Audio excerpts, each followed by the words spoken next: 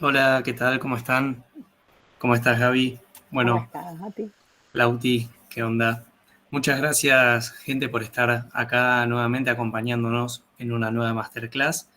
Y bueno, hoy vamos a estar charlando un poquito sobre el proceso creativo, cómo pasar de la idea a la historieta en cuestión y después cómo poder editarla.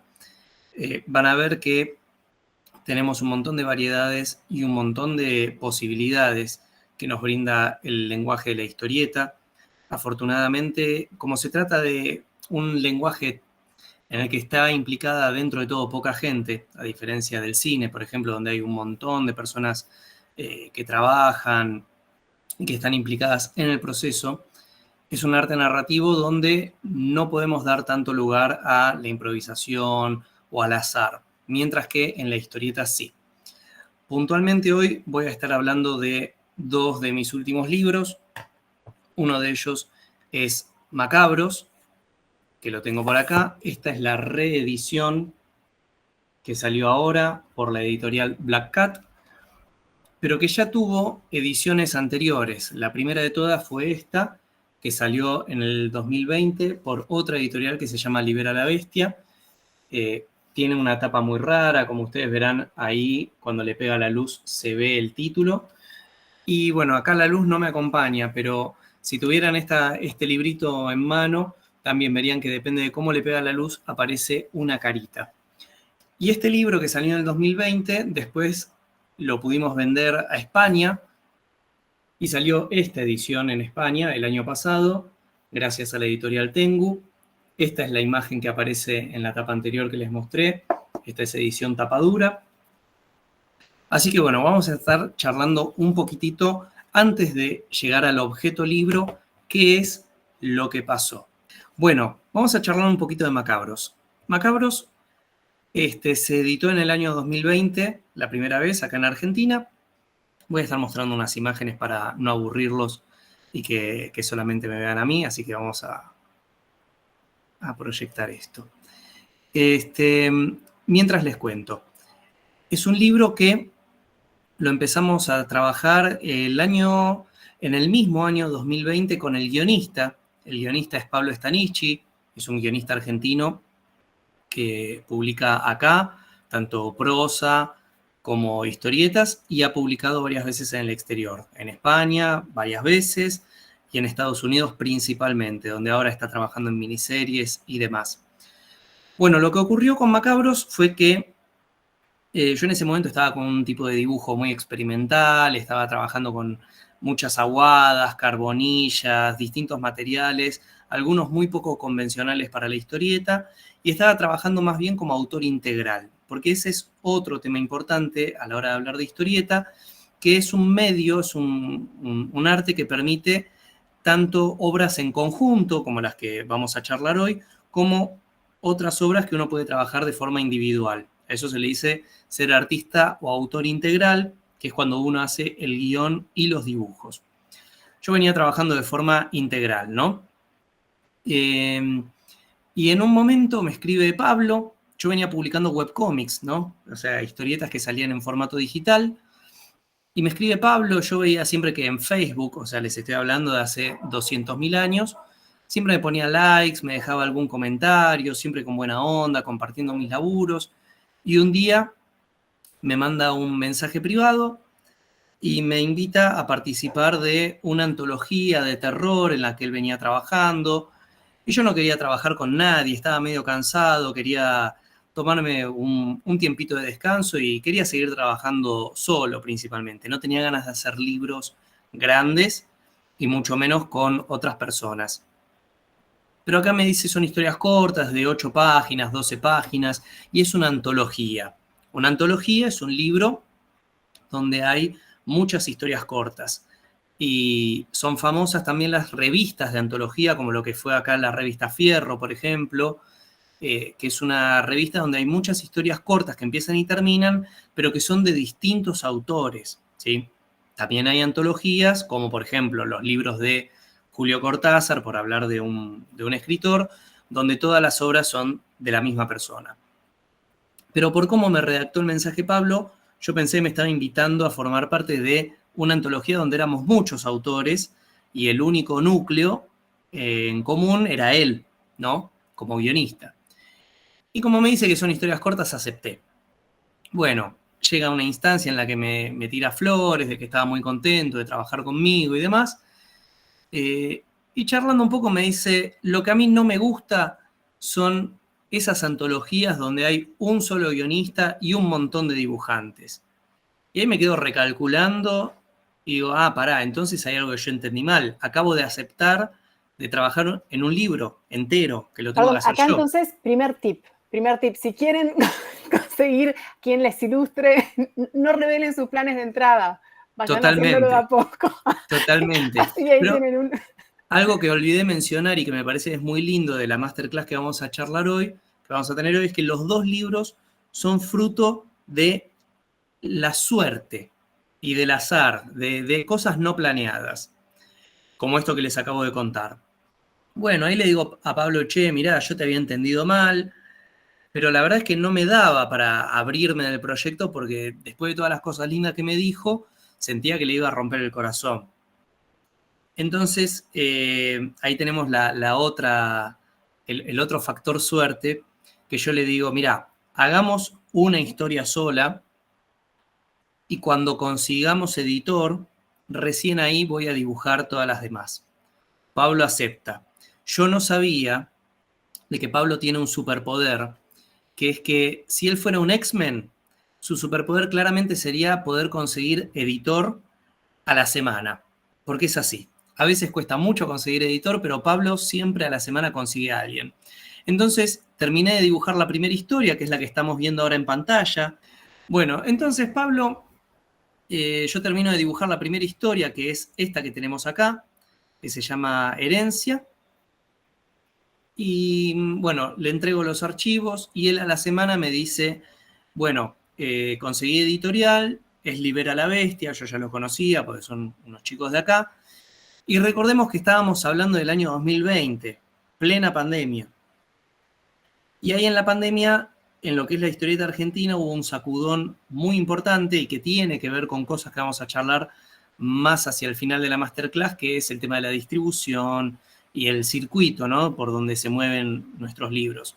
Hasta ese entonces, la historieta argentina dependía exclusivamente o casi exclusivamente de los eventos de historieta y del libro en físico, ¿no? O sea, eran libros en físico que se imprimían y se vendían principalmente en eventos de historieta. Eso Cuando decís, Mati, vino, que el 2020 cambió. esto fue en el 2020, claro.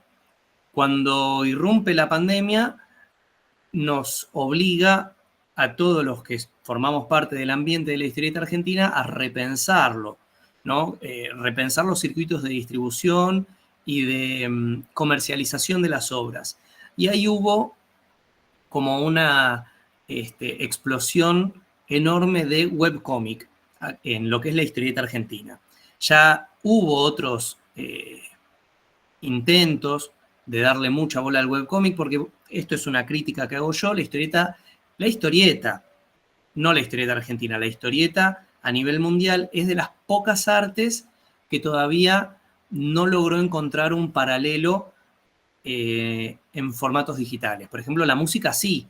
De hecho, hoy en día es más común consumir música de forma digital por Spotify o YouTube Music o la aplicación que sea, antes que en formato físico. Con las películas lo mismo, ya es muy raro que alguien se compre un DVD o un Blu-ray, sino que están las plataformas de streaming. De hecho, hasta es raro que la gente descargue películas. Todos usamos streaming. Bueno, la historieta es de las pocas artes que hoy en día sigue teniendo mucho peso el formato físico. Pero con la pandemia todo esto se vino a pique. Entonces ahí explota lo que es el webcómic argentino, sobre todo, ¿no? En todos lados, pero hablamos de historieta argentina.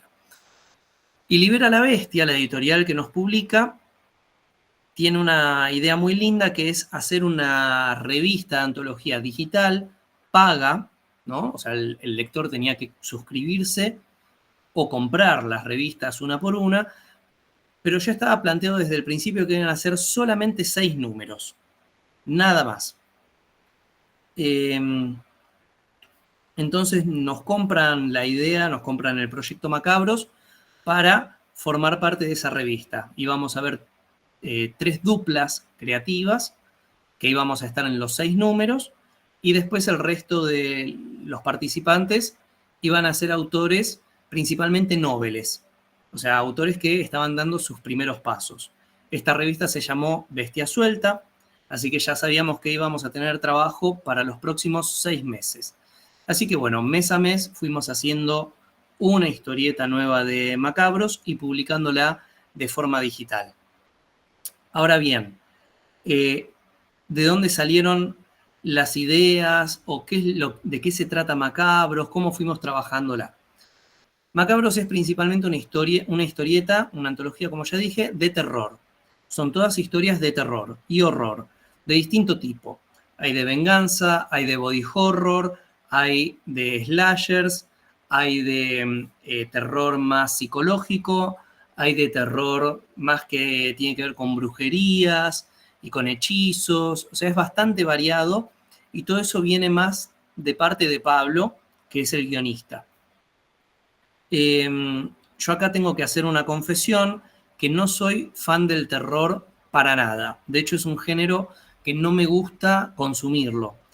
Pero me di cuenta, gracias a Macabros, que me gusta mucho dibujarlo. Y hoy en día es el género que más me gusta dibujar.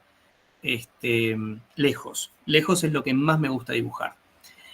Y con Pablo tuvimos una forma de trabajo que se puede decir bastante convencional en lo que es la historieta, ¿no? O sea, cuando trabajas en duplas, principalmente tenés eso, un guionista y un dibujante.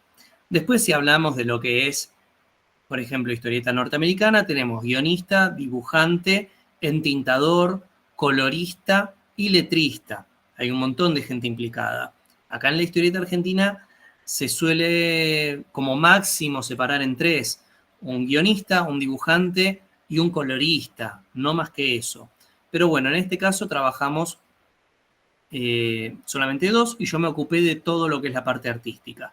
Del dibujo, lápiz, tinta, color y letreado. Hice todo. Y les quiero mostrar, interrumpo un poco la proyección de las imágenes, les quiero mostrar el guión, cómo me lo mandaba Pablo. Porque también el guión de historieta hay un montón de formas de trabajarlo. Están viendo la pantalla, ¿no? Todos deberían estar viendo en grande la presentación de Mati. Si alguno por algún motivo no la está viendo, me escribe por chat y yo los guío cómo hacer para verla, ¿sí? Pero todos deberían estar viendo la hora grande a la izquierda. Bien.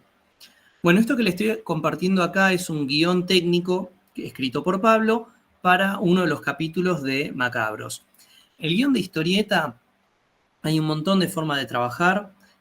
Hay guionistas que son muy detallistas con qué es lo que quieren por viñeta. Las viñetas son los cuadritos, ¿no? Hay guionistas que te ponen el plano, o sea, si es un plano general, un plano entero. Acá, por ejemplo, lo vemos, que Pablo pone plano muy general, cenital, se ha visto desde arriba. Un plano general es un plano que muestra principalmente un escenario, ¿no?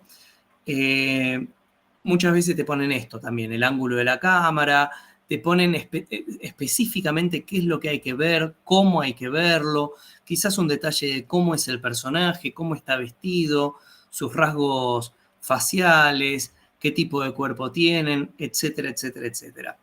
Y como vemos acá, bueno, Pablo pone el tipo de plano, el ángulo de la cámara, se ve toda una manzana con una cafetería que ocupa la esquina, con mesas y sombrillas sobre la vereda, varias de ellas ocupadas. Es un día soleado. Es bastante abierta esta descripción. O sea, Pablo tiene algo que a mí me encanta para poder trabajar con un guionista, que es que le da mucha, pero mucha libertad al dibujante, porque si bien él me pone plano general, cenital, no es que hay una obligación del dibujante de tener que respetar esto a rajatabla. Hay veces que sí. Vamos a poner un ejemplo extremo. Hablamos de Alan Moore.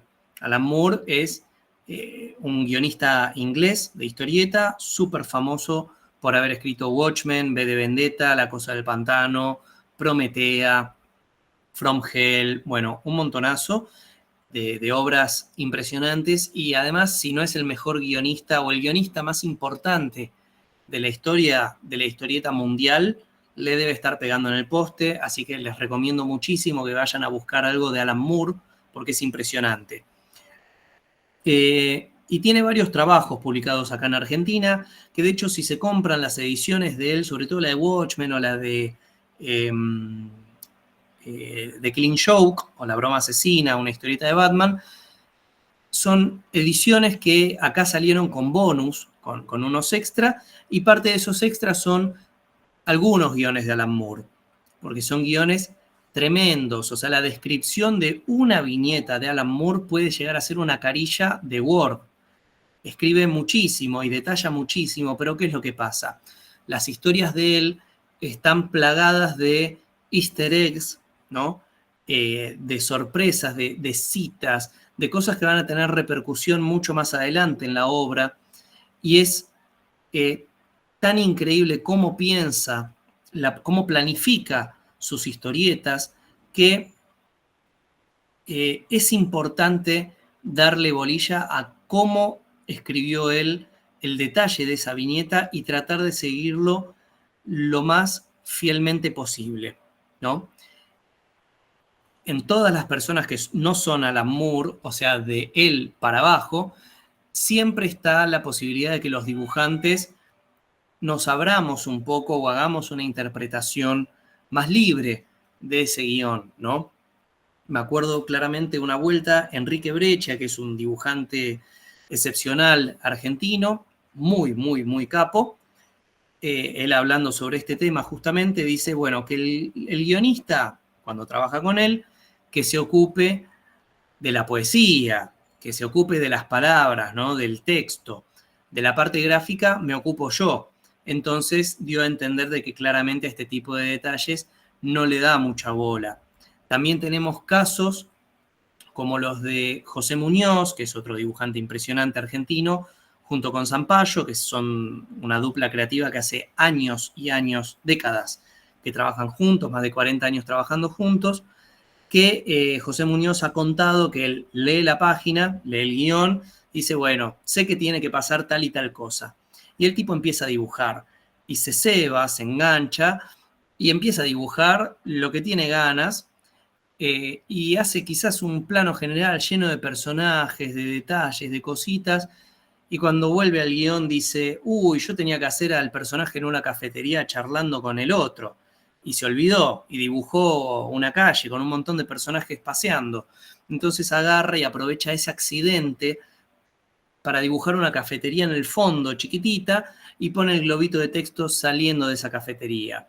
Sin irnos al extremo de este olvido afortunado de José Muñoz y sin caer en lo estricto de un guión de Alan Moore, Pablo es un guionista que te deja una descripción muy sencilla de lo que hay que ver en esa viñeta y te deja mucho espacio para que vos lo interpretes como quieras. De hecho, vamos a comparar, la página que estoy mostrando ahora en guión es esta.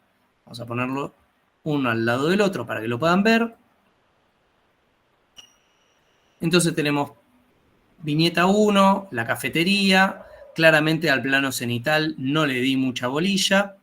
Después tenemos en una viñeta 2 otro plano general, que yo claramente no le di bola, hice un plano medio de la protagonista, un gran primer plano en la viñeta 3, que es esta de acá donde está tomando el café, y así. Bueno, la cuestión es que Pablo a mí me dio muchísima libertad creadora para poder interpretar su guión como prefería. Acá Mati, Sí. O sea, como que medio lo contestaste, pero igual te paso la pregunta por si querés hablar un poquito del diseño de personajes en particular. Acá Benjamín te decía, ¿el estilo del dibujo y el diseño de personajes salió 100% de ti o el guionista ya venía con unas bases de eso? Bien, sobre el tema del diseño de personajes, en este caso particular lo fui improvisando sobre la marcha porque como eran historias cortas, cuando se trata así de historias cortas, para mí, esto es una apreciación totalmente personal, no vale la pena, o a mí no me gusta andar diseñando los personajes porque van a aparecer muy poco. Cuando uno diseña un personaje, se termina enamorando. Lo haces muchas veces, en muchas poses, con muchas expresiones, lo dibujás haciendo cosas, y quizás todo ese background que preparaste después no lo llegás a desarrollar o exhibir en la historieta que hiciste porque es una historia muy corta. Entonces yo, cuando hago historias cortas, prefiero los personajes improvisarlos, que también me parece lindo, ¿no? Que me sorprendan. Bueno, los hago de una, veo qué es lo que pasa, tiro un par de líneas, a ver qué me sugieren esas líneas, ¿no? Como para dejarme un espacio abierto. Sí me pongo a diseñar personajes en detalle cuando hago historias largas, que esa es la otra obra de la que vamos a hablar en un rato, y ahí el proceso fue muy diferente. Sobre el proceso en sí de las páginas, algo que les quiero mostrar ahora, tiene que ver con cómo las fui trabajando. Acá está. Las primeras páginas las dibujé de esta manera. O sea, el primer paso es este, hacer un sketch, ¿no? O un boceto de página donde simplemente vemos las viñetas, más o menos qué espacio van a tener, más o menos qué es lo que se va a ver. O sea, esto yo estoy seguro que ustedes lo miran y no se entiende nada, pero yo como dibujante me entiendo, y el guionista, que ya conoce la historia y tiene el guión al lado, también entiende de qué se trata. Es más o menos para ver la distribución de las viñetas y la composición. Acto seguido vienen los lápices, ¿sí? Que es, bueno, dibujar en sí qué es lo que se va a ver en la página. Y acá hay un montón de formas de interpretar el lápiz. Hay algunos dibujantes, como por ejemplo Jim Lee, que si uno busca sus páginas a lápiz, son dibujos súper prolijos, súper finales, ¿sí? Un poco tiene que ver con la forma de trabajar de esos autores en el mercado norteamericano, porque como dije antes, en Estados Unidos, además del dibujante, que es el que hace el lápiz, después viene el que hace la tinta. Entonces, si yo le doy esta página a otra persona para que me la entinte, le estoy dando un montón de espacio también para que haga lo que quiera, porque yo no estoy definiendo acá en detalle cómo son las escaleras, cómo es esta puerta, cómo es este matafuegos, cómo es esta cara. Entonces me estoy arriesgando a que el otro haga una lectura que no es la que yo quiero. Entonces, si voy a trabajar con un entintador, tengo que hacer un dibujo a lápiz mucho más fino. Pero como acá la tinta la iba a hacer yo, con este dibujo a lápiz rápido y escueto me alcanzaba. Y sí, lo que empecé a hacer en esta obra es lo que voy a narrarles ahora. Esta página está hecha a lápiz, pero de forma digital. Hasta esta obra, hasta Macabro, yo hacía las historietas de forma tradicional, ¿no? Dibujando con un lápiz negro, entintando, borrando con goma ese lápiz negro y después escaneando y haciendo todo el proceso digital. Acá con Macabros empecé a trabajar de esta forma, que es hacer el lápiz en digital, poner los globos, poner el texto, bueno, justo esta página no lo tiene, pero hay otras que sí, poner el texto, mandársela al guionista para que el guionista pueda leer sus propios diálogos con los dibujos, para que también le resulte más fácil ahí ver si hace falta hacer algún ajuste o no, o si así como está la página funciona. Que dicho sea de paso, un poco el código que se suele tener con los guionistas es que uno como guionista piensa las páginas de cierta forma, tiene una imagen en la cabeza.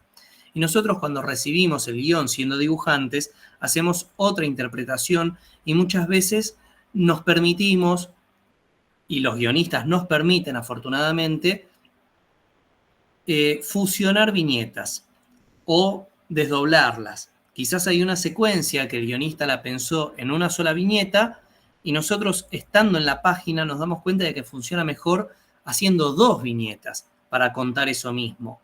O al revés, algo que está contado en dos viñetas, conviene fusionarlas para que le dé más ritmo a la página. Todo eso se ve y se puede corregir en esta etapa que es la del lápiz. También en la de boceto, ¿no? Pero bueno, como dijimos, esta etapa es mucho más escueta, como vemos, ¿no? Es más simple todo y no se puede hacer una lectura muy profunda. Ya acá vemos bien el dibujo cómo va a ser, entonces nos permitimos hacer todas las correcciones pertinentes. Yo esta página lápiz, una vez que estaba charlada con Pablo y que los dos estábamos contentos, la imprimía y lo que hacía era calcar mi propio dibujo en una hoja física, porque yo hice solamente en digital los lápices. Después, lo que es la tinta, lo hice en papel real, con plumas y tinta china y pinceles. Entonces lo que hacía era calcar mi propio dibujo y después entintarlo. Porque a mí me gusta trabajar así, me sigue gustando trabajar con materiales y herramientas analógicas. Trabajo también en digital, pero eso lo hago más que nada para cuando trabajo en el exterior, ¿no? Yo, además de dar clases en DaVinci, trabajo como dibujante de historietas para Estados Unidos. Y esta decisión tiene que ver con las formas de trabajo. O sea, Pablo es mi amigo, nos conocemos, nos entendemos, yo ya sé cómo labura él ya sabe cómo trabajo y hay una confianza y un respeto por el trabajo del otro. Que eso es muy importante a la hora de trabajar en equipo. Cuando trabajo para Estados Unidos, al guionista no lo conozco, por más que el proyecto lleve varios meses de realización, no es tu amigo el otro y tampoco conoces su forma de trabajar, hasta dentro de muchas y muchas páginas. Entonces es común, y me ha pasado un montón de veces, que uno le manda el boceto, te dicen que sí, le mandas el lápiz, te dicen que sí, le mandas la tinta y te dicen que está todo bien, y cuando pintas la página te dicen, che, ¿no podrías hacer que la chica acá, en vez de que se le caigan los papeles, que aparezca la cámara desde otro lugar y que en vez de que se le caigan los papeles, se le caiga la carpeta? Decís, flaco, ¿por qué no me lo dijiste antes? Pero como no te vas a poner a pelear con tu cliente porque es el que te paga, no decís nada y decís sí señor y lo corregís. El tema de que corregir algo que está hecho en papel es un garrón porque tenés que andar recortando papeles, pegando, volviendo a escanear, volviendo a editar. Entonces, para ahorrarme todo ese bajón, todo lo que hago para afuera lo trabajo directamente en digital y cuando trabajo con mis amigos y con la gente de confianza, sigo trabajando de esta manera que es analógica y es la que a mí más me gusta y donde creo que mejor me desempeño como dibujante. Mati, unas preguntitas que justo me fijaron acá que te quería decir. Una que te preguntan acá es qué programa, cuando estás usando digital, qué programa utilizás para dibujar y si usas otro programa para poner el texto, te pregunta José Ignacio. Bien. Bueno, cuando hice Macabros, trabajé con Photoshop. En ese momento tenía una tableta Wacom que la sigo teniendo, que salió muy buena porque me la compré en el año 2008 y nunca me trajo ningún problema. Trabajaba con esa tableta y con Photoshop. Hoy en día hago un mix. Todo lo que es la edición de la imagen, o sea, cuando escaneo y tengo que balancear los blancos y los negros, poner los márgenes y demás, lo sigo haciendo en Photoshop, que para mí es el mejor programa que hay para editar una imagen, pero cuando trabajo directamente en digital uso el Procreate, porque el Photoshop es un programa que está pensado para fotos, principalmente. Lo usábamos mucho para dibujar cuando no habían otros programas, pero después aparecieron un montonazo, uno de los más conocidos es el Clip Studio, que son programas que están pensados para dibujar, pero tienen eso, están pensados para dibujar en digital y no están tan pensados para escanear, editar. Yo encima trabajo en grande, trabajo en formato A3, entonces las páginas las tengo que pegar y hacer eso en el Procreate, por ejemplo, es imposible. Queda mal, realmente queda muy mal porque es un programa que no está pensado para ese tipo de trabajo. Está pensado para dibujar directamente en digital. Así que cada programita con lo suyo. Y el tema del letreado, yo lo letreo también en el Photoshop. El letreado, el que es letrista profesional, suele usar programas de vectores, como el InDesign, el Illustrator, el Corel. Yo jamás me llevé bien con los vectores, no nos podemos llevar bien, así que como tengo la excusa de que no soy letrista profesional, lo hago en Photoshop. Y como estarán viendo, yo en los bocetitos mostré que el globo estaba dibujado, pero después cuando pasé a la página en tinta, el globo no estaba.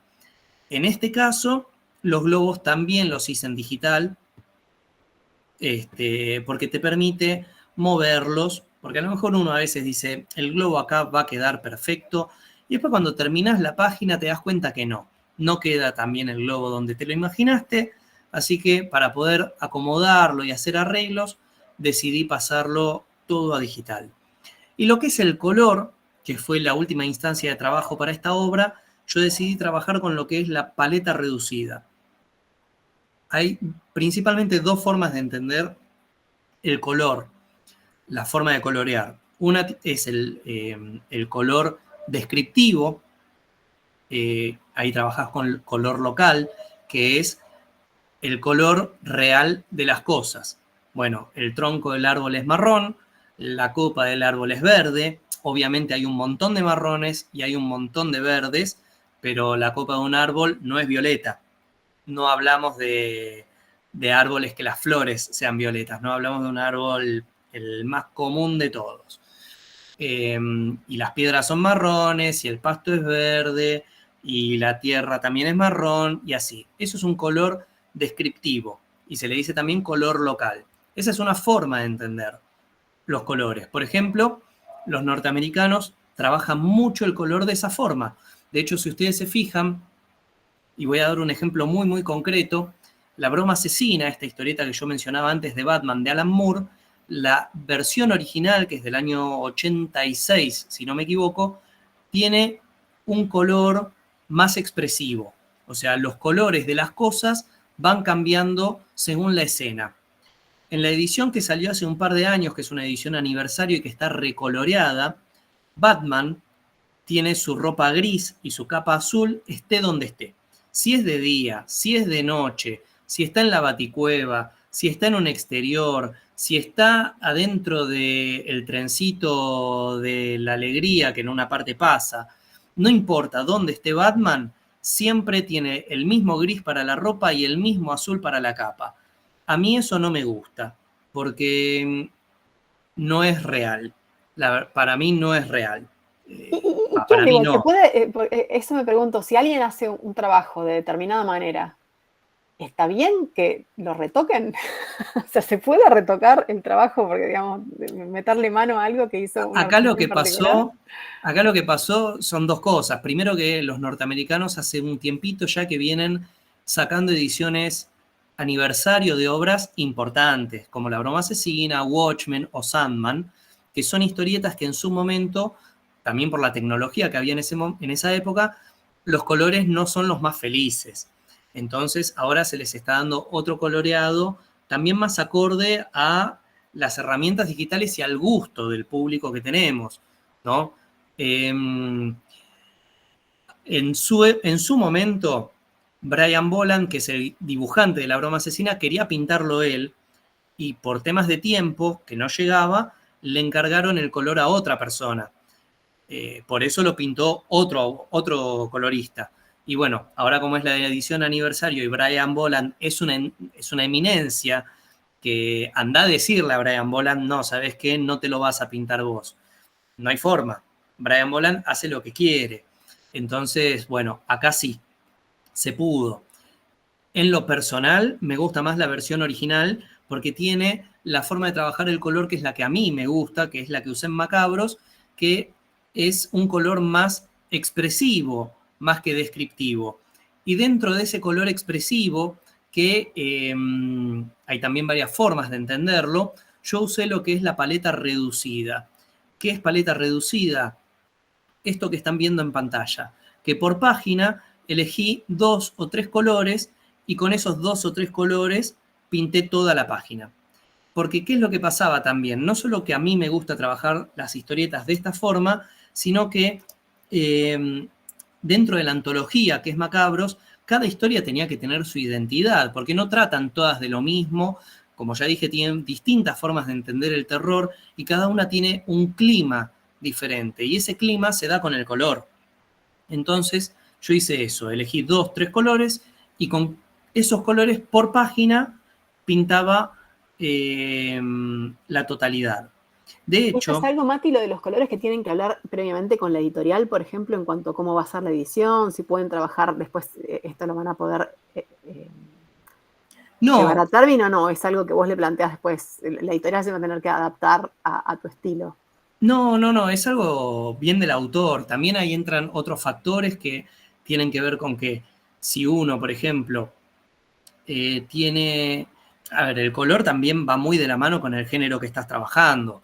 Los superhéroes, por ejemplo, son históricamente muy colorinches, ¿sí? Si bien hoy en día no tienen el colorinche como se podía entender en los 70, que en una misma página tenías azul, rojo, amarillo, naranja, verde, celeste, violeta, tenías una paleta súper amplia con colores muy vibrantes, muy brillantes.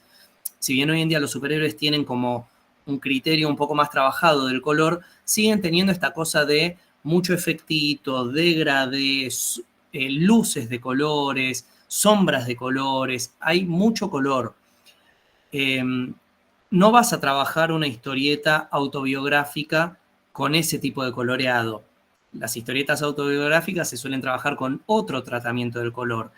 Y esa historieta que haces, que va aparejada de cierto tratamiento de color, también va en determinadas editoriales, ¿no? Vos, por ejemplo, a Black Cat, que es la editorial que me publicó Macabros, o que me reeditó Macabros este año, no le vas a dar una historieta autobiográfica, porque si uno se fija en el catálogo, publica cierto tipo de historias, publica historias más que nada de género, de superhéroes, de acción, de aventura, que tienen una estética, cada una tiene su particularidad, pero hay una estética global que las abraza. No, generalmente en este tipo de historias no hay un dibujo experimental, por ejemplo, que sí, si uno va a otra editorial argentina como el Hotel de las Ideas, van a ver que tiene otro tipo de historias, otro tipo de dibujos, otra forma de trabajar el color, ¿no? Entonces tiene, no es que la editorial te va a hacer una bajada de línea desde, che, cambiame la forma de trabajar el color, no. Va muy de la mano con el tipo de historia que vos haces. ¿Me explico? Perfecto. Y bueno, un poco todo lo que tiene que ver con el trabajo de Macabros venía por este lado. También como yo estaba trabajando con un guionista, me preocupaba por esto, de que los bocetos sean lo más cerraditos posibles para que el guionista pueda hacer una lectura correcta de qué es lo que se estaba viendo. Y a su vez, como esta historieta iba a salir a color, hice un tratamiento más bien simple del dibujo. O sea, fíjense que no hay muchas tramas, no hay un tratamiento de grises ni de volumen desde el blanco y negro, sino que el volumen, las sombras, las texturas, las doy más bien desde el color. ¿Sí? El dibujo es un dibujo más bien simple. En algunos casos, como esta página que estamos viendo en pantalla, sí hay un tratamiento de textura desde la tinta, pero son excepciones. ¿Por qué? Porque si uno trabaja el volumen, la luz y la sombra desde la tinta y a su vez haces lo mismo desde el color, terminas sobresaturando el trabajo. Hay que buscar un equilibrio entre lo que es el trabajo en blanco y negro y el color posterior, ¿no? Si ustedes se fijan, acá estos grisecitos son tramas mecánicas. La trama mecánica, seguramente lo habrán visto más de una vez, son esos puntitos negros que aparecen muchas veces en historietas muy clásicas, en el manga también. Si ustedes miran detenidamente el manga, cualquier manga, cuando están trabajados 100% en digital, no. Pero por citar uno reconocido, Naruto o One Piece, cuando aparecen grises, no son grises planos de computadora, son tramas mecánicas, que son estos puntitos uno al ladito del otro. Antiguamente se hacían con unas planchas físicas, que eran como un sticker transparente que tenía todos los puntitos, eso se recorta y se pega. Hoy en día se hace en la computadora, yo lo hice en la compu, por supuesto, y también te ayuda a dar otra capa de profundidad a la imagen. Mati, cuando puedas Sí, te paso un par de preguntitas. sí, por supuesto. Acá Sebastián dice si es más enredoso trabajar en tradicional a digital con lo que conlleva el entintado, el escanearlo y todo lo demás, o también es recomendable hacer todo el proceso en digital. Eso va en el gusto. Claro.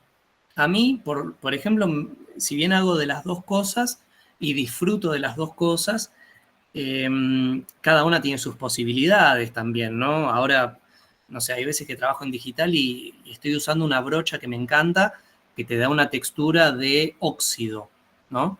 Eso a mano no lo podés hacer, no lo podés imitar y no lo podés poner de ninguna forma. Entonces lo digital tiene eso, de que te permite hacer unas cosas que a mano no. Pero por otro lado, a mí me gusta más trabajar a mano, porque me siento más suelto, porque siento que dentro de algo pequeño, como es decir, bueno, tengo pincel, pluma y microfibra, no tengo otras herramientas, pero empezás a profundizar y bueno, hay un montón de plumas, cada una te da una línea distinta, hay un montón de pinceles que te dan un tratamiento diferente también. Entonces decís, che, dentro de esto que es tan pequeño tengo un universo de cosas para explorar. Y aparecen las aguadas, y aparece la carbonilla, y aparecen las máscaras que puedo hacer con látex, aparecen un montón de técnicas tradicionales que te dan unas terminaciones que a mí me vuelan la cabeza y además siento otro tipo de conexión con el trabajo y aparece algo que me parece maravilloso, que es el accidente. Siempre se te cae una gotita, siempre hay una línea que no te salió como vos querías y te la tenés que bancar, o caer en el liquid paper, pero está bueno aprovechar, che, esta línea no salió como yo quería, pero mirá qué linda que está. En la computadora caemos mucho en el control Z, hasta lograr esa línea que nosotros queríamos, pero la línea accidental está buenísima también porque ahí es donde se ve lo humano. Te tembló un poquito el pulso, porque, porque pasó. No sé, una vez mi gata, no me olvido más, estaba haciendo una escena en la que un personaje agarraba un objeto y lo tironeaba. Y justo en esa viñeta yo la estaba entintando, estaba esperando a que se seque la tinta, mi gata fue y pasó la cola y me corrió la tinta. Me quería morir. Pero después cuando la vi dije, mirá qué suerte, justo me movió la tinta en la dirección que está tironeando el objeto del personaje. Entonces la dejé, así como está. Así que bueno, de alguna forma, después tuve problemas con mi gata porque me quiso cobrar las colaboraciones, ¿no? Por haber ayudado, pero son accidentes más que felices. Y eso en digital no pasa. No hay forma de que aparezca el accidente, ¿no? Bueno, hasta ahí me parece que estamos con lo que fue la parte creativa y el tratamiento de la obra, de Macabros por lo menos, ¿no? Después voy a charlar a lo último, cómo terminar publicando en papel, porque bueno, es lo mismo para ambas obras que nos competen hoy. Entonces, si alguien quiere hacer alguna consulta sobre Macabros, la puede hacer ahora, y si no, pasamos a la siguiente obra, que es Efecto Malena. No sé, Gaby, si hay alguna pregunta para hacer. Había un poquito de técnica, esas cosas, pero no. A ver, ¿alguna preguntita más de Macabros?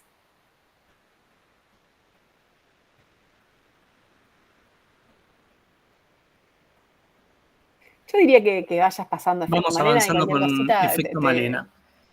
Bueno, Efecto Malena, no sé si me están viendo, si se me ve a mí, porque estoy mostrando ahora el libro en físico. Es un libro que salió este año y tiene 300 páginas, o sea, es un libro realmente importante, es bastante grande. Ahora voy a mostrar un par de... ¿Cómo? Emilio, porfa, muteate. Cualquier preguntita directamente por el chat, porfa. Acá, mira, acá llegan algunas preguntitas como, por ejemplo, si llegaste bien con los tiempos o cuánto tiempo tardaste en dibujar una página Bien, o, si, o cómo lo manejaron, qué tiempo suele tomar una hoja, por ejemplo. ¿Cuál sí. fue la historia que más te gustó dibujar? Con los tiempos llegué bárbaro, por suerte. Voy a mostrar un poquito más. El tema de los tiempos, y yo acostumbro a hacer una página por día. Mi promedio es ese, una página por día. Hay veces que hago más, hoy hice 2. La semana pasada estuve haciendo entre 4 y 5 por día porque tengo una fecha de entrega ahí que me está pisando los talones. Pero no, por suerte con los tiempos llegué muy bien. El promedio es ese, hacer una página por día. Yo suelo trabajar a la mañana lo que es el boceto y el lápiz en una situación ideal, ¿no? Porque hay veces que tengo que hacer todo como venga. A la mañana hago el boceto y el lápiz y una vez que está aprobado, a la tarde me pongo a hacer las tintas. Y la historia que más me gustó dibujar, me gustaron todas, porque cada una tiene su particularidad, pero creo que la que más disfruté es esta que están viendo ahora, la de la nena que está en el hogar. Esa fue una de las que más me gustó. Pero sí, cada una tiene lo suyo y bueno, la verdad que después a los personajes los extrañé, pero afortunadamente con Pablo ahora estamos trabajando en un spin-off de esta historia, que se llama, esta se llama Ritos, la versión que estamos haciendo ahora se llama Visiones, donde estamos haciendo una historia más larga con estos mismos personajes. Está buenísimo poder volver a ellos, además de que me permite la cita, ¿no? Esta página, por ejemplo, que está ella meditando, la volví a hacer casi igual, pero bueno, ella tiene otro peinado, tiene algunas cositas que cambió en la casa, tiene otra ropa, pero es una cita a esta viñetita. Bueno, ahora con Efecto Malena. Con Efecto Malena la historia es totalmente diferente, la historia del proceso, ¿no? O sea, Efecto Malena es una historia larga que continúa, como dije, son 300 páginas de historieta, y esto, bueno, se trata de una chica, Malena, que nace un 29 de febrero y solamente vive y existe en el plano físico durante los años bisiestos. Entonces, ella tiene un año totalmente normal y los 3 años siguientes no solamente desaparece ella físicamente, sino que también desaparecen sus objetos, desaparece de las fotos y desaparece del recuerdo de la gente. Es una suerte de realismo mágico, porque también la historia transcurre en un mundo real, no transcurre en un mundo de fantasía. De hecho, aparece en un montón de lugares reales de acá de Capital Federal y un poco de provincia también. Pero bueno, todo esto se complica mucho más cuando Malena, siendo una beba, se ve implicada en un crimen y ella se convierte en el elemento fundamental para poder resolver ese crimen. Entonces el detective que está investigando el caso durante un año busca a Malena y durante los 3 años siguientes se olvida siquiera que la está buscando. Además, Malena crece a destiempo, entonces ella nace y 3 años después recién va a cumplir un año, mientras que el tiempo para el resto de la gente transcurre de forma normal. Cuando transcurren ya 100 años del comienzo de la historia, Malena recién tiene 25 años. Entonces, bueno, se ve todo muy, muy complicado. Y a su vez lo interesante es ver cómo la vida de Malena, que es un personaje que prácticamente no aparece en la historia, marca la vida de todos los personajes y cómo todos los demás personajes se ven, ¿cómo se puede decir? Bueno, sí, marcados o influidos por la vida de una persona a la que ellos ni siquiera recuerdan. Todo esto, como si fuera poco, encima lo empezamos a mezclar con varias líneas temporales y demás. Así que es todo sumamente complejo, pero muy, muy lindo y muy interesante. Ahora, ¿cómo arrancó todo esto?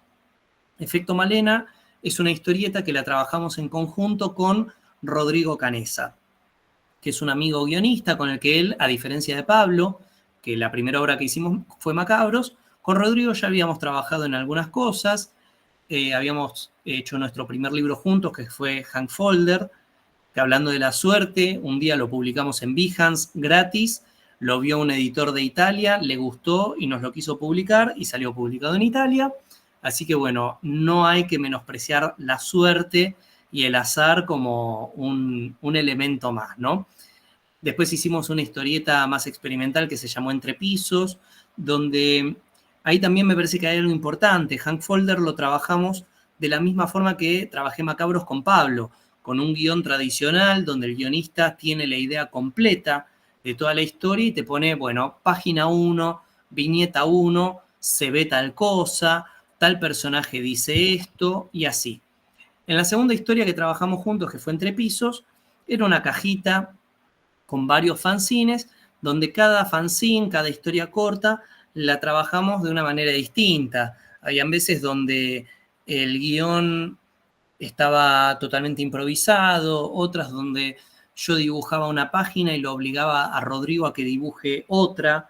Yo dibujaba quizás una página, se la daba, en base a esa página Rodrigo escribía la siguiente, y así fue como un juego. Efecto Malena fue un punto medio. Es una obra donde Rodrigo escribió un guión, pero un guión sumamente abierto. Él ponía, por ejemplo, página 1, se tiene que ver tal y tal cosa, o sea, tiene que pasar esto sí o sí. No sé, Malena llega a la casa y se encuentra al padre y le tiene que estar esta conversación. No había más detalle que ese. Entonces yo podía elegir cuántas viñetas había por página, cómo entraba Malena a la casa, cómo estaba vestida, si dejaba la mochila, si no dejaba la mochila, qué estaba haciendo el padre, etcétera. Tenía un montón de espacio creativo y de libertad. Pero antes de eso, me parece interesante hablar de cómo se gestó la historia de Efecto Malena. Rodrigo es de Córdoba, yo estoy acá en Capital Federal, nos hicimos amigos por un amigo en común, que es Damián Connelly, que fue el profesor de guión de Rodrigo, y Rodrigo, cuando terminó su taller de historieta, de guión de historieta con Damián, le surgió la pregunta típica y obvia que tenemos todos, que es, bueno, yo ya terminé mi historieta, ¿qué hago con esto ahora? Terminé mi guión, ¿qué hago? Y Damián le sugirió que hable conmigo, con Damián ya éramos amigos hace muchos años, y dijo, ¿por qué no se la ofreces a Matías?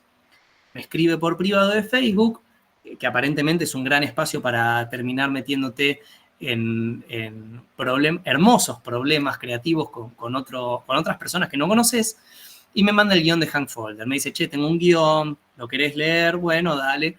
Me mandó el guión, me encantó, ahí nos hicimos amigos, empezamos a trabajar, qué sé yo. O mejor dicho, empezamos a trabajar y a partir de eso nos hicimos amigos. Y un día, estamos hablando de la época en la que WhatsApp no tenía el candadito, ¿no? Y con Rodri nos habíamos acostumbrado a mandarnos audios todos los días y audios de 20 minutos, sin el candadito, o sea, apretando el botón todo el tiempo y tampoco estaba el por dos, así que imagínense lo que era, el tiempo libre que teníamos. Bueno, nos mandábamos muchos audios. Y hubo un momento en el que nos empezamos a comentar ideas que teníamos, pero ideas chiquitas. Tengo esta frase, tengo este personaje, tengo esta situación, tengo este clima, ¿no? Eran cosas como muy chiquititas, que no tenían nada que ver unas con las otras. Y en un momento dado nos damos cuenta de que esas ideas que cada uno tenía por su cuenta podían convivir, que no estaban tan alejadas como parecía las unas de las otras, pero nos estaba faltando un elemento que las englobe. Y esto estamos hablando año 2017, 2018. Y yo por el año 2009 había hecho una historia de 2 páginas de una chica que se llamó Malena, que nació un 29 de febrero, que crecía a destiempo, que desaparecía y demás. Que es una historia de 2 páginas, súper cortita, que además se me había ocurrido porque más o menos ese año era mi cumpleaños, yo cumplo el 25 de enero, y estaba esperando que me salude. Yo soy muy histérico con los cumpleaños porque no me gusta mucho que me saluden, no le doy bola, pero ese año particularmente estaba esperando el saludo de una persona y ya era de noche y no me había saludado, después lo hizo, pero en un momento me empecé a poner medio mal y dije, es como si hubiera nacido un 29 de febrero y no existiera. Se me vino esa frase a la cabeza y dije, para, acá hay algo, ¿no? Que eso es algo que me parece importantísimo, que es estar alertas a lo que dicen, a lo que piensan, a lo que escuchan, a lo que ven, porque nunca saben dónde va a aparecer un disparador para una historia, ¿sí? Sobre todo cuando son así, frases que te movilizan, que te sacuden, ¿no? Está bueno estar atento a eso y anotarlo, ¿no? Entonces, bueno, tuve ese pensamiento, hice esa historia cortita, pero siempre me quedó la sensación de que era un desperdicio, me parecía que era una idea que daba para mucho más que para una historia corta de 2 páginas. Y siempre tuve la idea de en algún momento continuarla. En ese momento, año 2017-18, yo estaba muy influenciado por el cine de David Lynch, que me encanta, es un autor muy surrealista, muy raro, con ideas muy voladas, se los recomiendo ampliamente, y yo pensaba llevar el guión de Malena por ese lado. Pero cuando hablo con Rodrigo y vemos esto de, che, estas ideas quizás conviven, falta algo, ¿qué puede ser? Yo lo primero que pensé fue, ¿y si le comento la idea de Malena? Porque me parece que sí, que puede ser Malena la idea que englobe a todas las demás ideas. Pero me agarraba esta cosa medio egoísta de, me gusta mucho esa idea y la quiero para mí. Y también ahí fue como un momento de si se quiere, humildad, de decir, quizás en conjunto, o mejor dicho, yo estaba seguro de que en conjunto íbamos a poder hacer algo mejor de lo que yo iba a poder hacer trabajando solo. Entonces se la comenté, le gustó, y los dos coincidimos que efectivamente Malena era lo que nos estaba faltando para poder englobar a todas las demás ideas. Y ahí empezamos una segunda etapa de creación que fue armar un grupito de WhatsApp aparte entre los dos para solamente hablar de Malena. Y ahí empezó el brainstorming, ¿no? Empezar a tirar ideas, empezar a tirar situaciones, qué personajes pueden estar, qué pueden hacer, situaciones, momentos, frases, todo lo que se nos ocurría.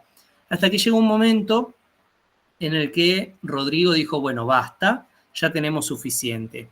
Y acá hace falta una aclaración muy importante y también me parece acá fundamental de por qué estuvo bueno trabajar en equipo con él, porque la división de tareas fue más o menos así. Yo era el que tiraba las ideas raras y el que daba volantazos sobre la marcha, y Rodrigo era más el cerebro detrás de todo Malena, tratando de darle forma a todos los delirios y a todos mis caprichos.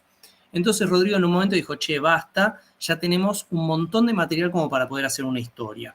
Pero era una historia súper compleja por esto, de que había mucho tiempo en la historia, o sea, empezábamos en el 84 más o menos y terminaba 100 años después la historia. Había muchos personajes, muchas situaciones, muchos personajes que se repetían porque habían varias líneas de tiempo, etc.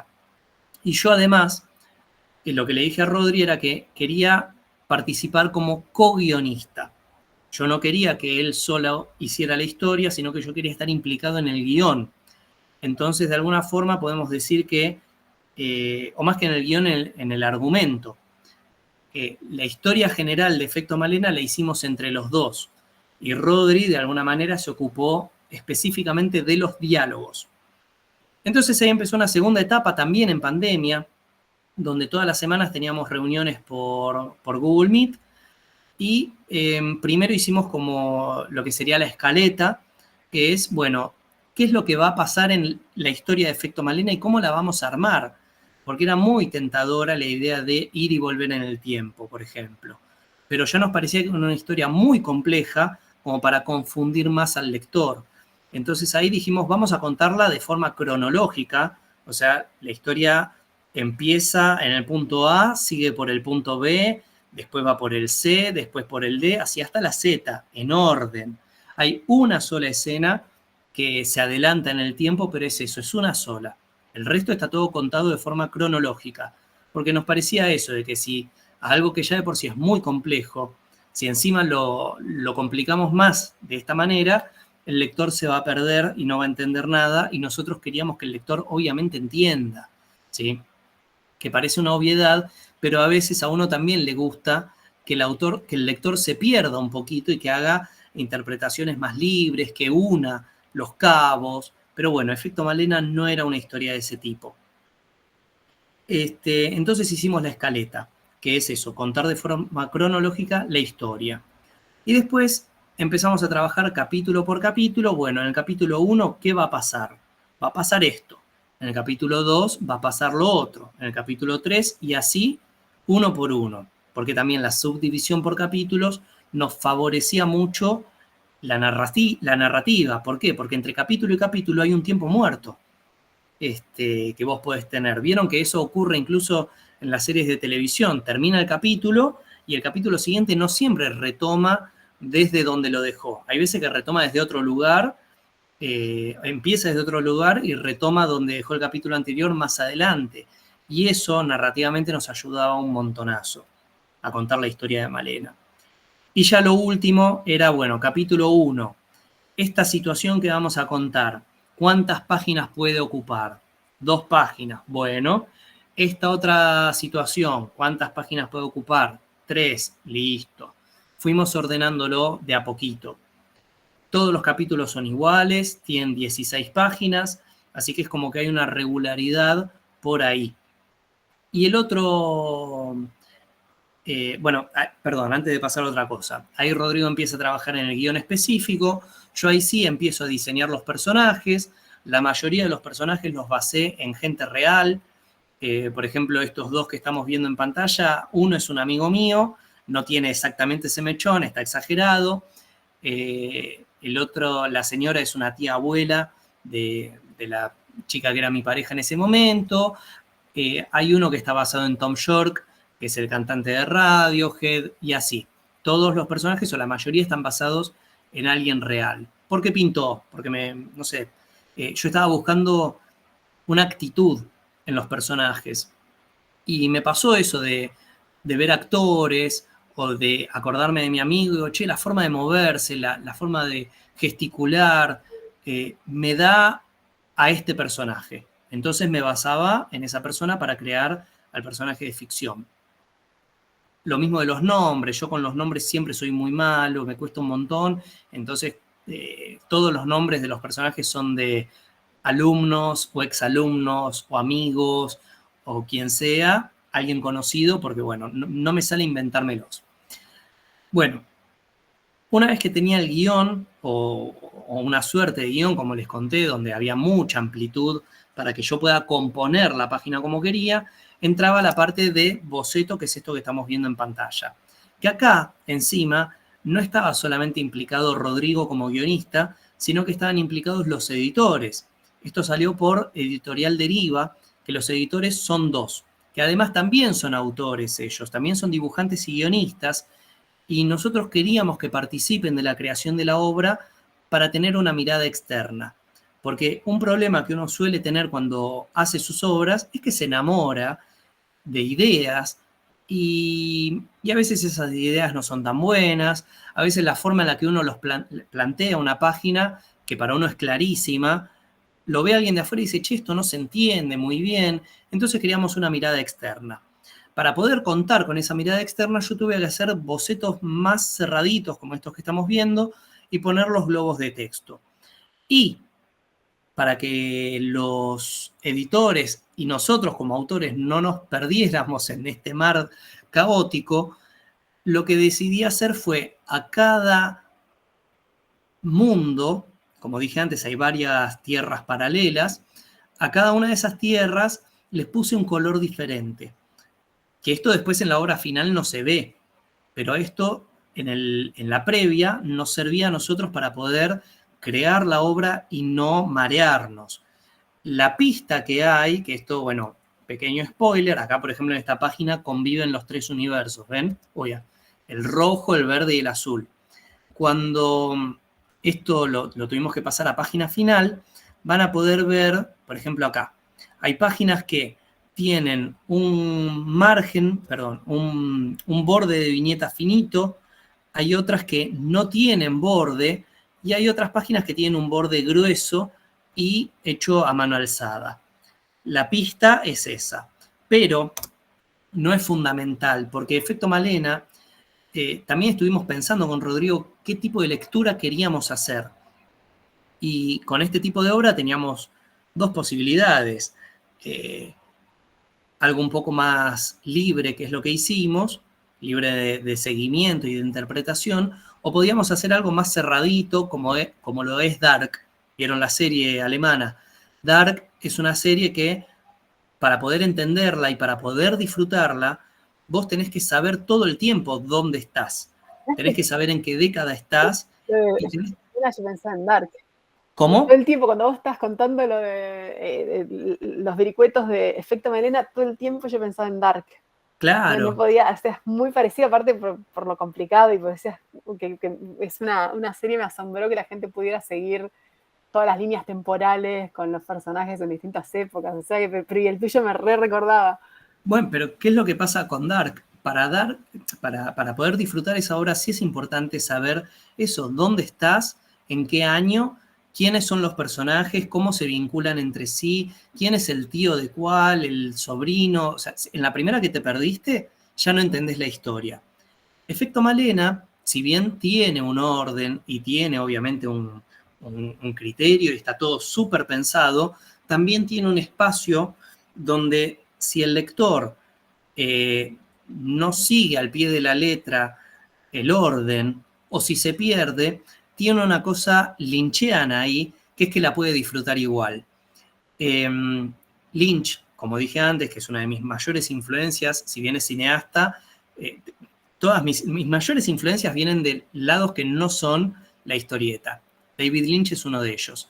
Y a mí lo que me encanta de él como cineasta, y que me encanta de sus películas, es que, y me pasó con varias, la primera vez que las vi, quizás más de una no la entendí, o en algún momento me perdía, pero por más que me perdiera en lo literal del argumento, disfrutaba igual porque había algo más sensorial, una sensibilidad, una cosa más expresiva que me convocaba igual y él deja unos espacios para que el espectador pueda hacer su propia lectura. Después de verlas varias veces sus películas y de investigar sobre él y ver cómo trabaja y demás, hay películas como Mulholland Drive, que la primera vez no entendí nada.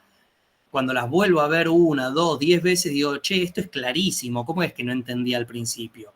Bueno, no es así. Tiene su complejidad. Efecto Malena va por un lado muy similar. Vos en Efecto Malena te podés perder y no entender exactamente en qué momento estás, pero la vas a disfrutar igual.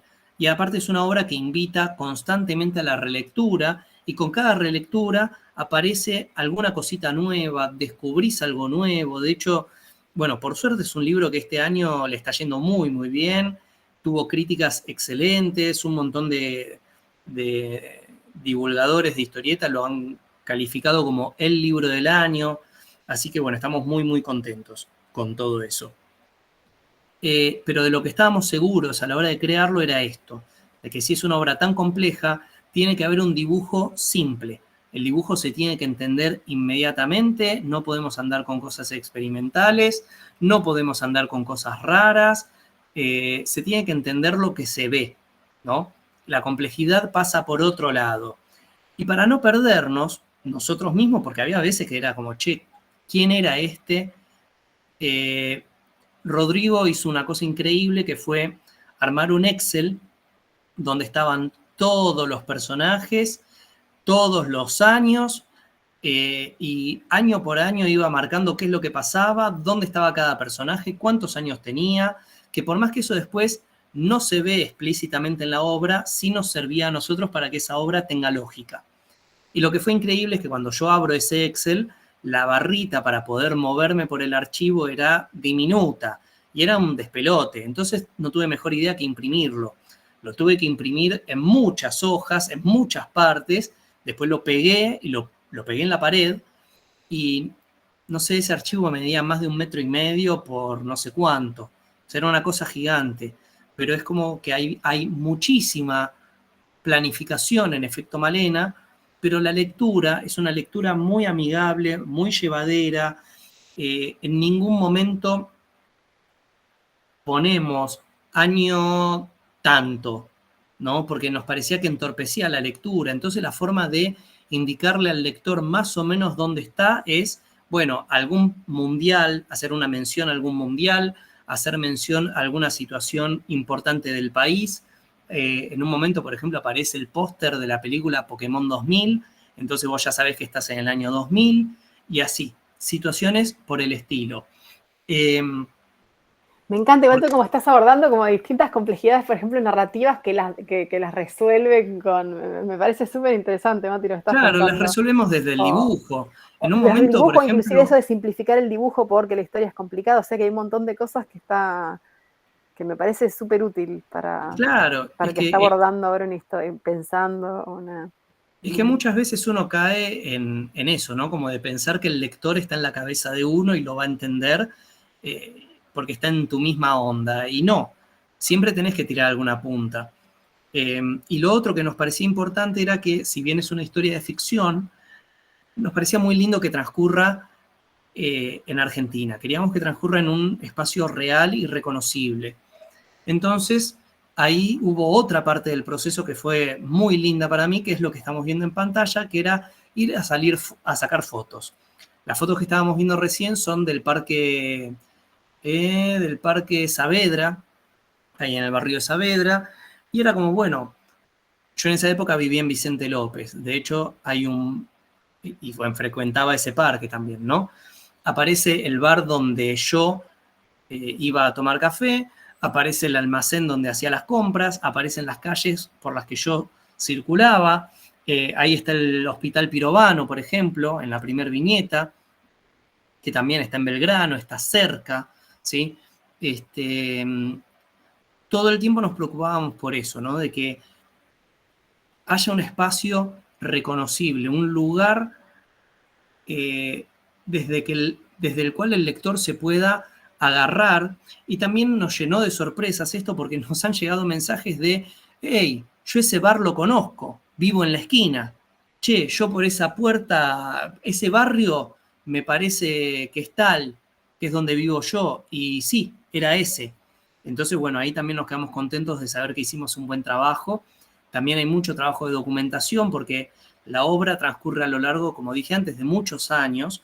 Entonces, bueno, en la década de los 80 tenían que aparecer los discos, la música, las ropas, los pósters, lo mismo en los 90, en los 2000, y ya después empezaba una cosa más linda o más libre para mí, que era, bueno, cuando llega la época donde la historia transcurre en unos años que todavía no han llegado, que son, no sé, el 2050, bueno, ¿qué es lo que va a estar pasando?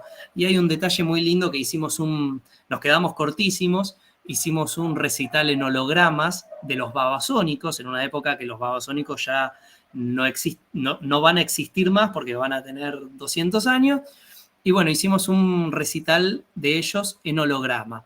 Y hay un personaje que dice, uy, qué loco pensar que mi abuelo fue a ver esta banda en vivo, cuando existían, ¿no? Y bueno, también mucha mención a la música de cada época, y cada década de alguna forma le da un mood o un clima también a los dibujos, ¿no? Eso fue realmente muy, muy lindo de trabajar. Mati, yo acá a mí se me fueron acumulando las preguntas, que era como estaba muy, muy, muy interesante lo que te quería dejar un poco concluir la Decime, idea, Gaby. pero bueno, acá tengo unas cuantas preguntas que, por un lado está diciendo acá M, nos dice, uy, le pusiste mucho corazón y emoción personal, lo cual es se nota que es toda una vivencia tuya. Después acá Benjamín dice, ¿te sacaste fotos a ti mismo alguna vez para usar de referencia para dibujar ciertas poses de personajes? Sí, las fotos a mí mismo a veces las hago. Trato de tener cuidado con eso porque, eh, por ejemplo, si uno observa sus manos para dibujar manos, es un re ejercicio, está buenísimo, pero, por ejemplo, caes en el error de siempre dibujar la misma mano que es la tuya. Lo mismo con los cuerpos, con las caras, con las ropas. Así que me parece que está bueno observarse a uno mismo a veces y en ciertos momentos, pero después también está bueno observar a otros, porque no todos tenemos las mismas manos, no tenemos las mismas caras, no tenemos las mismas expresiones, no nos vestimos igual, no nos paramos igual. Está buenísimo para mí, por ejemplo, estar esperando el colectivo y cuando se arma la fila, ver eso, cómo se para cada uno, cómo agarra el celular cada uno, cómo se visten. Entonces, a veces me observo, a veces me saco fotos, pero trato más de mirar a los demás que mirarme a mí. Y Mati, eso, por ejemplo, cuando vos tomabas otros de referencia, que tenías uno que era, bueno, creo que era una tía, me dijiste, de una pareja tuya, o esas cosas, bueno, cuando tomás a otras personas de referencia y después tenés que recrear una expresión que una de esas que no hizo necesariamente esa persona, Sí. ¿ahí lo sacás de tu imaginación o les pedís que te posen, por ejemplo? No, ahí no, sería muy difícil porque no le puedo mandar un mail a Tom York para decirle poné cara de sorpresa. Pero yo lo que hago con estas cosas están basados en gente real, pero los hice más parecidos a los reales en los bocetos que están en mi cuaderno. Los dibujé muchas veces hasta que dejan de ser esa persona Claro. real y pasan a ser los personajes. Por ejemplo, este que estamos viendo en pantalla era Tom York, que acá vos Claro. lo ves y decís no tiene nada que ver, pero si les mostrara los cuadernitos, ahí sí estaba más parecido. Claro, perfecto. Hay una instancia de apropiación de la persona y Que lo deja de convertís en ser, un claro. personaje. Excelente. Acá Cal Cipher te pregunta, te voy pasando por ahí unas cuantas, ¿eh? Dice, tengo una Dale. pregunta. ¿Qué son esos bocetos en blanco y negro con unos monigotes donde aparece un rey y una corona? ¿Es parte de efecto Malena? Ah, no, bueno, lo que pasa en Efecto Malena es que hay un acontecimiento que une a todos los años en los que transcurre la obra, que es una ficción.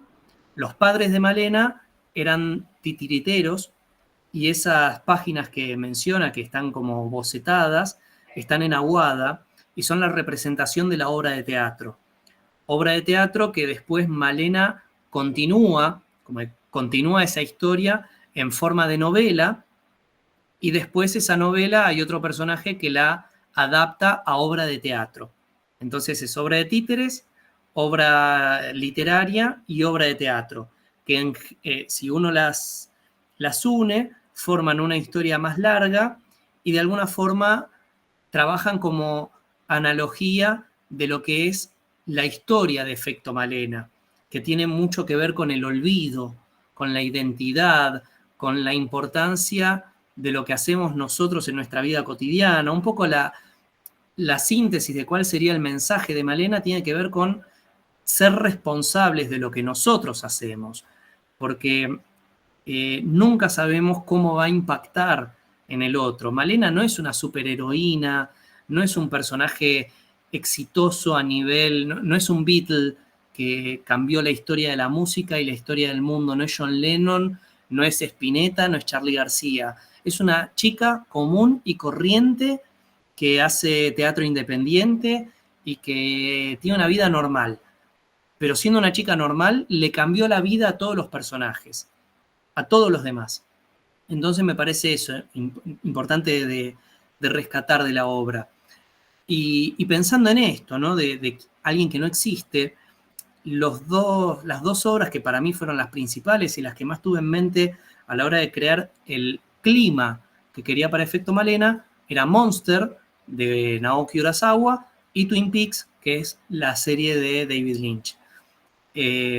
Urasawa es un mangaka que a mí me gusta un montón, de hecho se habrán dado cuenta de que hay un personaje que tiene una máscara, que a ver si aparece por acá, ese personaje que tiene una capucha, pero abajo de esa capucha hay una máscara, que creo que esa misma está ahí, o también, bueno, esta que se saca, claramente está inspirada en la máscara de Amigo, de 20th Century Boys, otra obra de Urasawa, pero bueno, en Monster está esta cosa muy detectivesca, están los hermanos, que en Malena también hay un grupo de hermanos, bueno, y tenía un clima que me importaba mucho. Y en Twin Peaks lo que más me interesaba, además del lado detectivesco también, era que Twin Peaks es una historia que parte de un asesinato. En los primeros minutos aparece Laura Palmer muerta, hay que resolver quién la mató, y uno se enamora de Laura Palmer. Es imposible no enamorarte de Laura Palmer. Y es un personaje que conoces toda su vida a través de los recuerdos de los personajes que la conocieron. Entonces vos terminás emocionándote por un personaje que no viste en pantalla nunca, que no conociste nunca, que no la viste haciendo cosas, porque la mataron al principio de la serie. Ni siquiera ves cuando la matan al principio, porque aparece el cadáver. Pero vos construís un personaje a partir del relato de los demás. Y eso me parecía increíble, y eso también es algo que tratamos de llevar a Efecto Malena. Mati, Bueno, una pregunta sí. que quizás te saca un poquito, pero bueno, estaba ahí, me parece que realmente la quieren saber, es el tema de cómo registras las obras independientes. ¿Cómo las registrás? Sí. Bien. Ahí podemos empezar a hablar de otra cosa que tiene que ver, bueno, una vez que la obra está terminada, ¿qué es lo que hacemos? Mención aparte, Efecto Malena también salió en formato webcómic, se publicó por la editorial Deriva, que es la misma que la sacó en formato físico, y lo que tuvo de particular es que fue de los poquísimos webcómics argentinos que había que pagar para poder leerlo. Generalmente la historieta argentina tiene una cosa que se puede leer gratis, y nosotros quisimos experimentar a ver qué es lo que pasa, si la gente es capaz de pagar para leer o no. Y bueno, por suerte salió. Y la otra cosa que nos jugó muy a favor es que hay mucha gente que está esperando a que termine y que salga en papel, o por lo menos que termine para poder leerlo. Entonces el formato digital nos sirvió como una publicidad constante. Bueno, esto se empezó a publicar en el 2021 hasta el 2023. Y este año 2024 salió el libro en formato físico. En Historieta Argentina tenemos que confesar, nadie, absolutamente nadie, ni Historieta Argentina, y he hablado con amigos que viven en el exterior y que publican su obra personal afuera, hasta ahora no encontré a nadie que registre su obra, que no la registra ni como marca, no registra las historias y no registra los personajes. Y uno puede decir, che, pero eso es un problema. ¿Qué es lo que pasa? Cuando sale el libro en formato físico, hay un registro obligatorio para las editoriales que es el ISBN. El ISBN es el código de barras. Ahí vos lo que estás registrando es el objeto libro. O sea, este objeto libro, que tiene su código de barras acá, es Macabros, y queda una constancia de que en tal año se publicó este libro y estos son los autores y estas son las historias. Entonces, si bien estás registrando el libro como tal, es un antecedente de registro de la obra. Entonces, si eventualmente alguien nos llega a robar la idea y se va a juicio y todo eso, vos caés con el libro en físico y decís, no, mirá, ya estaba registrado de antes, la historia ya existía de antes. Después ahí entramos en otro terreno súper complejo que es, acá en Argentina nos conocemos todos, nadie te va a robar una idea, porque además se come un escracho tremendo, porque es eso, somos pocos y nos conocemos todos. Entonces, si alguien el día de mañana hace efecto Pepito sobre Pepito que nació un 29 de febrero, todos van a saltar, loco, es igual a efecto Malena. Y si te roba alguien de afuera, lamentablemente, alpiste. Porque, por ejemplo, en los años 90, Carlos Ojo que me la Trillo... reveo en Netflix a Efecto Malena, ¿eh? Como que, posta, o sea, protegela.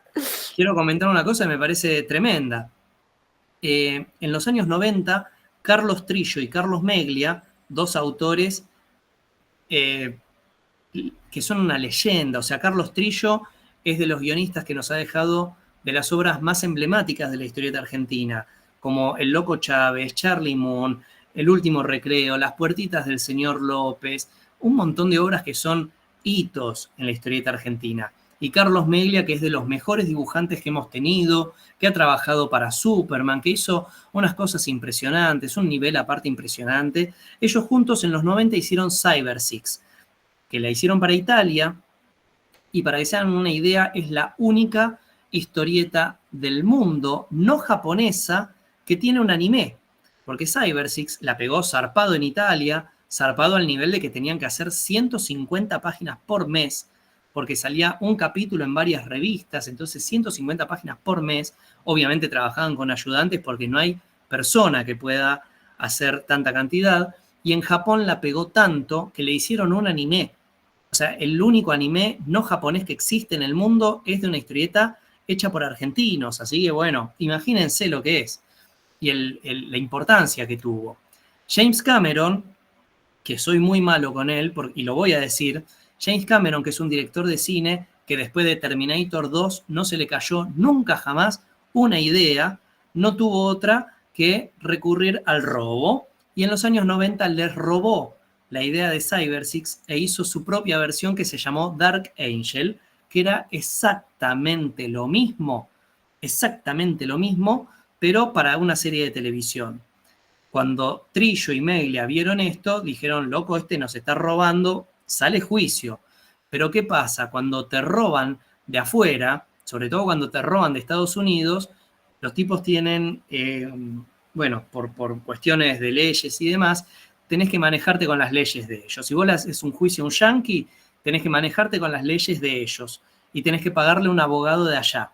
Imagínense pagar para un argentino, por más que estuviéramos en esa época en el 1 a 1, ¿no? Los abogados allá siempre son caros, pero allá son más caros todavía.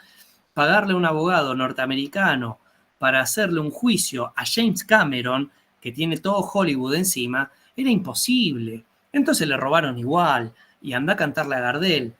La única justicia poética que hubo fue que nadie se acuerda de Dark Angel y a nadie le gustó y todo el mundo se acuerda de CyberSix. Entonces, bueno, si te roban, te roban. ¿Qué le vas a hacer? No queda otra.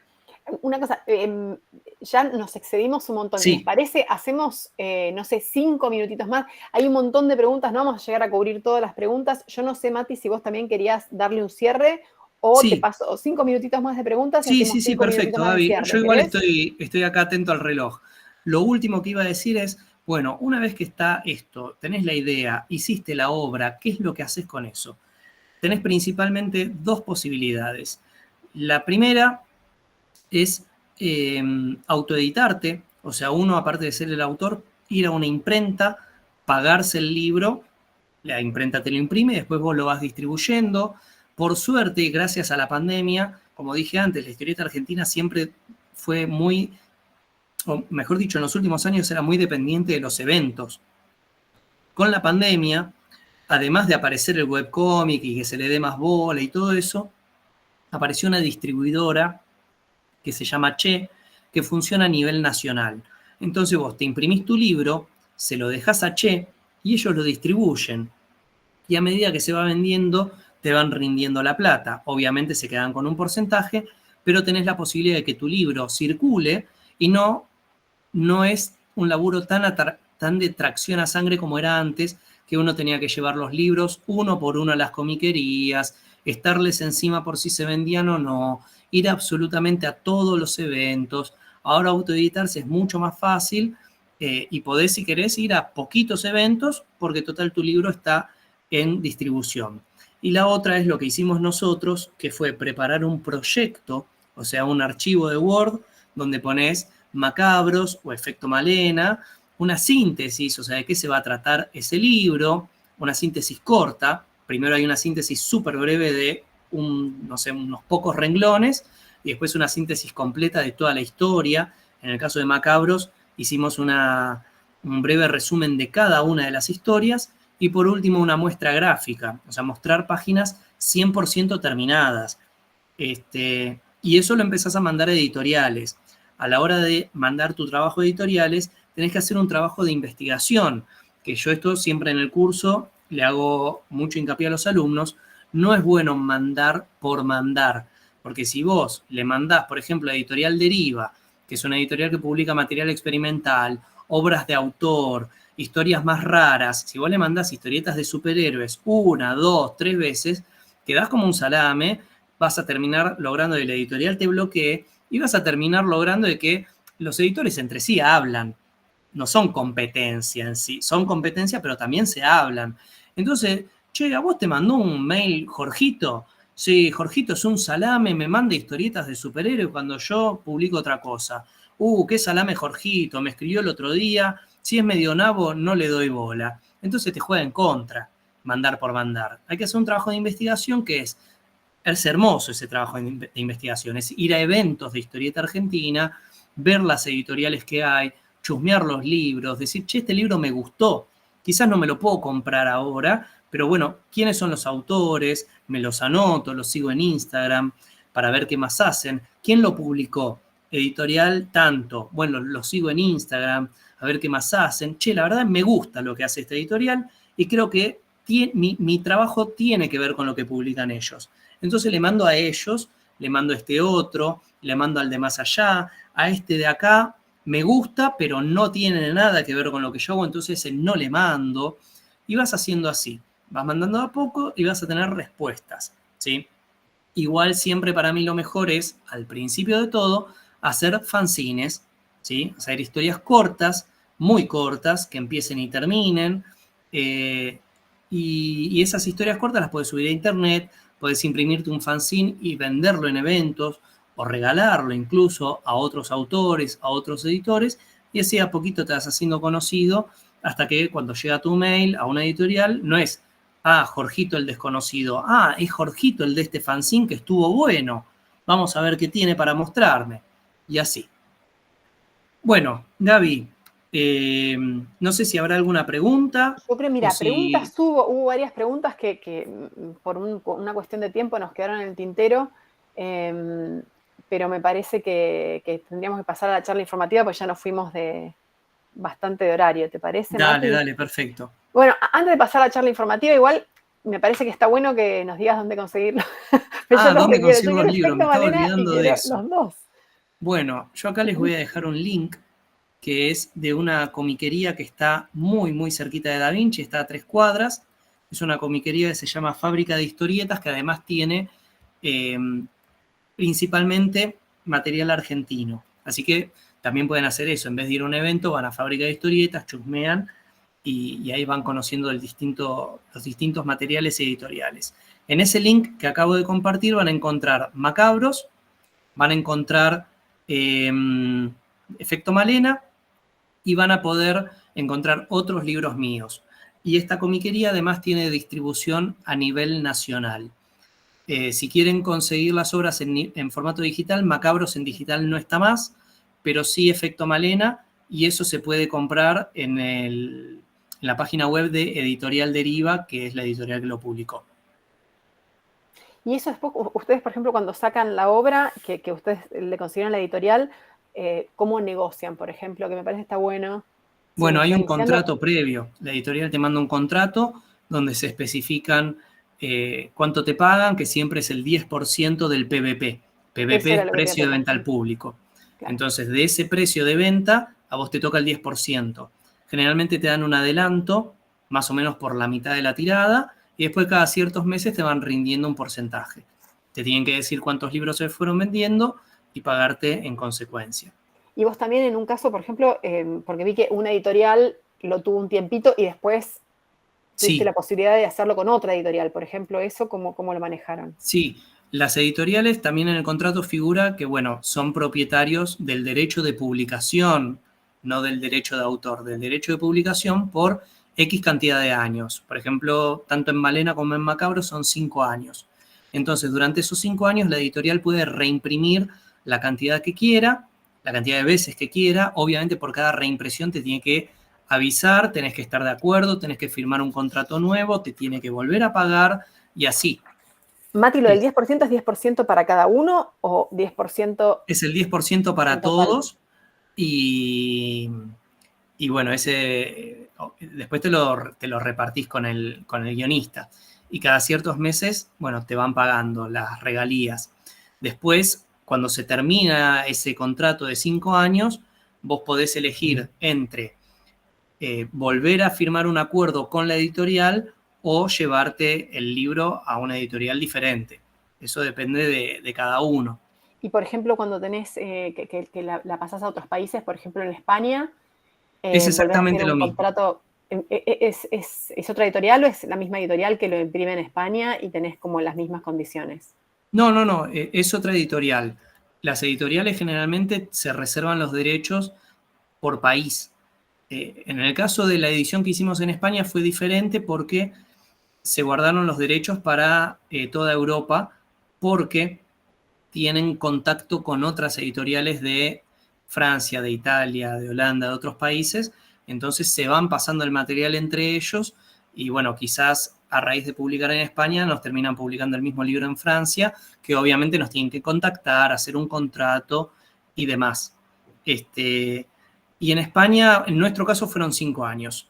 Pero sí, es verdad lo que dice acá Jazmín, que a veces son más.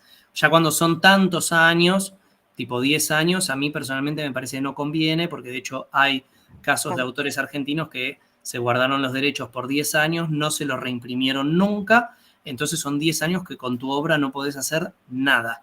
Tenés que esperar a que se venza ese plazo. Mati, Y bueno, ¿el 10% de regalías es estándar o es estándar, sí. fluctúa? Digamos, como que... No, es O sea, sí, estándar. por el caso de ustedes, por Obviamente, ejemplo, que cuanto le mayor llevaron sea el el... PVP, mayor Claro, plata te va a entrar. claro. Y ahí veo que me están pidiendo el portfolio. Ahí lo dejo también para que les sirva de referencia. Es un portfolio para ofrecerme como dibujante por encargo, que es lo que hago para el exterior. No es un portfolio de mis trabajos de autor. Ahí no se hace un portfolio, se hace un proyecto, cuando vos querés mandar tu obra a una editorial. Bueno, estén atentos a las redes de Da Vinci porque ahí vamos a estar anunciando seguramente en los próximos meses una máster presencial, también hablando quizás de Malena o de Macabros o de otra cosa, pero bueno, seguramente se van a poder conseguir los libros y vamos a poder charlar. Obviamente se va a hacer otro sorteo y nada, y seremos todos felices. Bueno, muchísimas gracias a toda la gente que se sumó, gracias por habernos acompañado, por haber escuchado, por las preguntas. La verdad salió todo buenísimo y estamos más que agradecidos y nos encontraremos la próxima.